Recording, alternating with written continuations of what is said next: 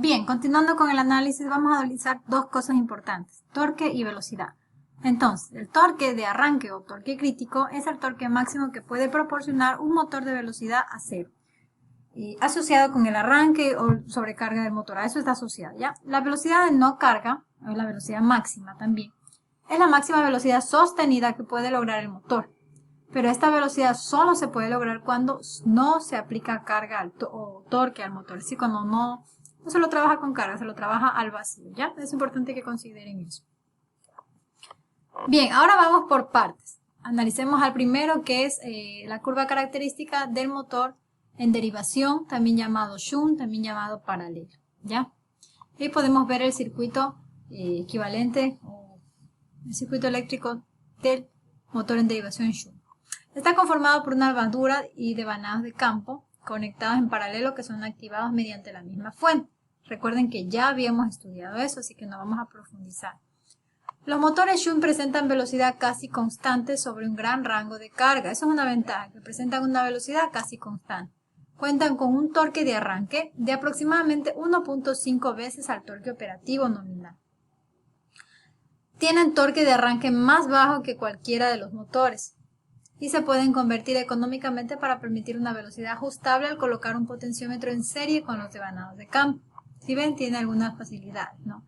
Y la corriente de carga total es la suma de las corrientes de la armadura y de campo. Recuerden que se divide pues la corriente, ¿no? Por eso es que es la corriente de armadura, la que va al inducido, y la de campo, la que va al estator o al de campo o al tambor también llamado, o al inductor, la bobina del inductor, ¿ya? Entonces hasta ahí tenemos. Ahora podemos darnos cuenta que en lo que estos motores tienen, a medida que aumenta la velocidad, suelen mantener un torque casi constante, como pueden darse cuenta.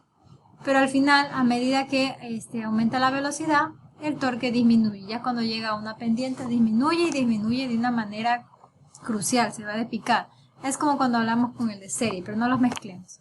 Con respecto al par y a la corriente del inducido, a medida que aumenta, pues también aumenta el torque, ¿ya? Eso con respecto a los motores de derivación y shunt. Con respecto a los motores de corriente continua en serie, cuenta con devanadas de armadura y campo conectados en serie, de modo que las corrientes de armadura y campo son iguales. Eso ya habíamos analizado en la unidad anterior, en el capítulo anterior, en los videos anteriores, ¿no? Debido a que la conexión, tanto el devanado del inducido y del inductor, están en serie, pues la corriente es la misma porque no tiene otro camino, ¿no es cierto? Hasta ahí estamos claros. Con respecto a las curvas, ¿qué podemos ver? Veamos, los motores en serie generan torques de arranque muy altos. Velocidad extremadamente variable dependiendo de la carga. Y gran velocidad cuando la carga es pequeña. Ya, gran velocidad cuando la carga es pequeña, puesto que la corriente del inducido va a ser baja, y cuando la corriente del inducido es baja, habíamos visto que en estos motores la velocidad se dispara. ¿Ya? Los motores generan torques de arranque muy altos y la velocidad extremadamente variable dependiendo de la carga. ¿Ya? Eso ya habíamos analizado. Ahora bien, en la curva podemos ver que a medida que aumenta el torque disminuye la velocidad. Sin embargo, a medida que aumenta la corriente del inducido, aumenta el torque. ¿Ya? Aquí no tengo la curva de la velocidad, pero se las había mostrado hace un momento y nos dimos cuenta que, veámoslo, repasemos, a medida que, recuerde que la de serie es la azul, a medida que la corriente del inducido disminuye, la velocidad también aumenta y llega un punto en que puede descontrolarse si la corriente del inducido es muy baja. Entonces hay que tener mucho en cuenta esa parte. Ahora bien, los motores en serie grandes pueden fallar catastróficamente cuando se descargan súbitamente debido a la fuerza dinámica a las altas velocidades. A esto se le llama sin control. Justo lo que pasa. Si en algún momento se descargan y la corriente del inducido queda cero, pues se descontrola, pierde el control y el motor se embala, ¿ya? La curva torque-velocidad para un motor en serie tiene forma hiperbólica, lo que implica una relación inversa entre el torque y la velocidad con una potencia casi constante, ¿ya? Lo que yo quiero que vean aquí más que todo es que lo que respecta a torque y velocidad en los motores en serie, a medida que aumenta la velocidad, disminuye el torque, y a medida que aumenta el torque, disminuye la velocidad. Con respecto al par y la corriente del inducido, se mantiene que a medida que aumenta la corriente del inducido, aumenta el par, ¿ya? Ahora bien, con respecto a los motores DC compuestos, estos tienen las características fusionados de ambos, tanto de los motores de corriente continua en serie como los motores de corriente continua en paralelo. Entonces, parte de la corriente de carga pasa a través de los devanados de armadura y serie. La corriente de carga restante pasa solo a través de los devanados en derivación. La velocidad máxima de un motor compuesto es limitada. Su regulación de velocidad no es tan buena como la de un motor de derivación únicamente. El torque producido por los motores compuestos es un poco menor que el de los motores en serie de similar tamaño. Sin embargo, tiene mayor control en cuanto al comportamiento de las curvas. Lo mismo sucede. A medida que aumenta el torque, aumenta la corriente y pues tiene una forma hiperbólica. Bueno, aquí es exponencial, es acá donde tiene la forma hiperbólica. A medida que aumenta el torque, la velocidad se puede mantener constante por un tiempo, pero luego tiene un declive en un punto importante. ¿Ya? Sí, eso sería todo con respecto a las curvas características. Ahora vamos a analizar sobre el cambio de giro. Es importante, ¿no es cierto? Bien. Para invertir el sentido de giro de un motor de corriente continua, se debe cambiar sentido de la corriente de uno de sus devanados. Y tiene sentido. Se debe cambiar de sentido, es decir, la conexión, ¿ya? De la corriente de uno de sus devanados. Esto hace que se invierta el par en el inducido, produciendo en consecuencia el cambio en el sentido del motor. El par, que refiere al torque para girar, se cambia el sentido del par y por consecuencia se cambia el giro del motor. Ahora aquí yo les puse esta tablita que es bastante importante. Por ejemplo, en este dibujo podemos ver la conexión de bornes para inversión de giro, ¿ya? Esta de aquí, si se fijan bien, tiene una nomenclatura antigua. Sin embargo, es importante conocerla porque aún existen motores con la nomenclatura antigua y con la nomenclatura actual. Entonces es importante que ustedes sepan diferenciar. Para máquina en serie podemos ver que A y F pues tenemos con respecto al bobinado en serie del inducido y el bobinado del inductor. Siendo así que E y B van a estar conectados a los terminales. ¿Ya? Con respecto a la máquina shunt, bueno, ahí tenemos igual, ¿no? A y D, bobinado shunt derivación y B y C, bobinado shunt derivación, siendo que los terminales de salida serían C y D. Y con respecto al independiente, pues tenemos que JK es la alimentación tanto del bobinado, pero del inductor, y AB se mantiene como del bobinado del inducido. En un ejercicio anterior de otros videos, habíamos visto que manejamos con esta otra nomenclatura con respecto a la UNE en 634-8 y la actual. Sin embargo, hay muchos motores que se manejan con la antigua. Por eso ustedes deben conocer ambas, ¿ya? Ahora bien, siguiendo con el cambio de giro, desde el exterior de la máquina esto se realiza permutando los cables de alimentación, porque nosotros vemos en la caja de los bornes que presenta el motor, ¿ya? Pudiendo ser que cambiando bien en los bornes del devanado del inducido o bien en los bornes del devanado del inductor. Yo puedo hacer el cambio en cualquiera de los dos. Puedo cambiar en los bornes del inducido, o en los bornes del devanado del inductor. Sin embargo, hay una desventaja cuando se cambia en el devanado del inductor. Veamos. Por otro lado, para evitar que el motor se acelere demasiado, en la práctica siempre se recomienda invertir las conexiones del inducido en lugar de las del inductor, que también se llama excitación, ¿ya? Hay que tener en cuenta. Por eso les presento aquí las imágenes de lo correcto que se debería hacer, ¿ya? También, muy bien. Ahora bien, ¿qué tenemos aquí? Vamos a analizar el siguiente punto que tiene que ver con el flujo de potencia y pérdidas en la máquina. Debemos analizar eso también. Veamos. La eficiencia de una máquina DC se define como lo siguiente: la potencia de salida dividido para la potencia de entrada multiplicada por el 100% y nos da la eficiencia de la máquina. Por lo general está en unos 96%, más o menos alrededor. De una máquina continua va disminuyendo un poco, ya dependiendo de la configuración de la misma también. Veamos. La diferencia entre la potencia de entrada y la potencia de salida de una máquina son las pérdidas que suceden en su interior.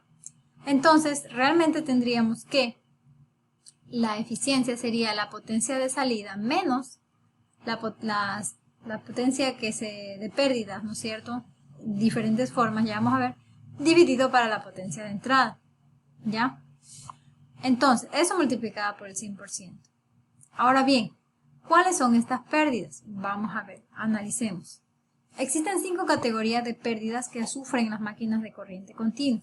siendo así las primeras como las pérdidas eléctricas o pérdidas en el cobre, ya también llamadas I al cuadrado por R. También tenemos las pérdidas en las escobillas, también generan, debido al calor, al rozamiento, etc. Se genera pérdida de energía y por tanto pérdida de potencia. Las pérdidas en el núcleo, ¿ya? Por aquí existe una magnetización, también existen la cantidad de energía que involucra, bueno, mejor dicho, la interacción entre el campo magnético que se genera en el electroimán, genera una pérdida propia. Pérdidas en el núcleo se refiere a la pieza magnética fija donde se enrolla el bobinado del inductor, ¿ya? Las pérdidas mecánicas, y también las pérdidas mecánicas se refieren ya a las piezas como los cojinetes o también llamadas rulimanes. Esas debido a la fricción y al rozamiento generan una pérdida, en este caso mecánica. Y las pérdidas dispersas o de misceláneas. Veamos la primera. La primera se refiere a las pérdidas eléctricas o pérdidas en el cobre. Las pérdidas del cobre son las que se presentan en los devanados del inducido y de campo de la máquina, ¿ya? Devanado del inducido y de campo, ojo, estamos hablando de pérdidas en el cobre, nos referimos donde hay cobre, pues no, y eso nos referimos específicamente al devanado del inducido, que sería el devanado que está enrollado en la armadura en el rotor, y también a las pérdidas del cobre que hay en el devanado del inductor que está ubicado en el campo o en las piezas fijas del estator, ¿ya? Las pérdidas del cobre para los devanados del inducido y del campo están dadas por la pérdida en el inducido y aparte las pérdidas en el campo. Ya hay que ser muy específicos en eso. Las pérdidas en el inducido, la corriente del inducido y resistencia, lo que les decía, I al cuadrado por R. Solo que en este caso será la pérdida de la potencia en la armadura, o sea, la corriente de la armadura por la resistencia que genera ese bobinado, puede ser 0.1 ohmio por ahí. Y la pérdida en el campo, la pérdida en el campo, que sería igual a la corriente de campo por la resistencia de campo del bobinado del inductor, ¿ya? Normalmente la resistencia que se utiliza en estos cálculos es la que existe en el devanado a temperatura de operación normal, ¿ya? O sea, ahí debemos obtener el valor de esa resistencia para poder hacer el cálculo de las pérdidas, tanto en el inducido como en el campo. Y a continuación, como aún nos queda un poco de tiempo, vamos a ver las pérdidas en las escobillas. Bien, las pérdidas por caída en las escobillas son la potencia perdida a través del contacto potencial en las escobillas de la máquina. No es que todo lo que genera... todo lo que existe rozamiento, ¿no? Y en este caso en las escobillas hay una tensión cuando pasa la corriente por cero, pero no siempre es muy preciso, o sea, es lo ideal, pero en la parte práctica existe, aparte de que se encuentra por el desgaste, no siempre ocurre esa actitud tanto como se estudia en la teoría, entonces eso al final se traduce en pérdida, ¿ya? Entonces la pérdida por caída en las escobillas está definida como la caída del voltaje en las escobillas multiplicada por la corriente del inducido, porque estamos trabajando en esa parte del bobinado, ¿ya? Entonces la razón por la que las pérdidas en las escobillas se calculan de esa manera es que la caída de voltaje a través de un conjunto de escobillas es aproximadamente constante dentro de una amplia gama de corrientes del inducido y por lo general se supone un valor de 2 voltios, por lo general, debido a que suele ser constante, ¿ya? Bien, vamos con las pérdidas en el núcleo. Eso es inevitable debido a la magnetización del mismo, ¿ya? Las pérdidas sucede similar a lo que le pasa al transformador. Las pérdidas en el núcleo son las producidas por histéresis y por corrientes parásitas, justo lo que mencionaba hace un momento, que se presentan en el metal del motor, ¿ya? Estas pérdidas varían de forma al cuadrado de la densidad del flujo y en el rotor, conforme a la 1.5 enésima potencia de la velocidad de rotación n a la 1.5, ¿ya? Bueno, las pérdidas mecánicas básicamente están asociadas con los efectos mecánicos. Existen dos tipos de pérdidas que se refieren a la fricción y el rozamiento en el aire. Las pérdidas por fricción son causadas por el frotamiento de los cojinetes, rulimanes o también llamadas, siempre se me olvida el otro nombre. Se me fue el otro nombre, pero son 3 nombres, cojinetes, rulimanes y se fue el otro nombre, pero bueno. Las pérdidas de rozamiento en cambio son con el aire, que son causadas por el aire.